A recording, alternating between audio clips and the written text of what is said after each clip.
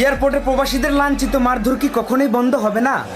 আমার প্রিয় প্রবাসী ভাই বোনেরা, ভিডিওটা বিদ্যুতের গতিতে শেয়ার করুন। ডক্টর ইউনূস স্যারের কাছ পর্যন্ত পৌঁছাতে হবে। মাননীয় প্রধানমন্ত্রী ডক্টর ইউনূস স্যার এয়ারপোর্টে কর্মচারীদেরকে কারা বেতন দেয়? এদেরকে কে দিয়েছে এই সাহস? কে দিয়েছে এই অথরিটি বারবার প্রবাসীদের গায়ে হাত তুলে?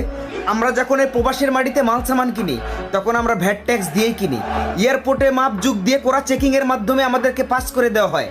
তাহলে আমরা কেন ওপারে গিয়ে আবার আমাদের মাল সামান তোমরা মাপ দিবে? আবার কেন আমাদের ব্যাগ তোমরা চেকিং করবে?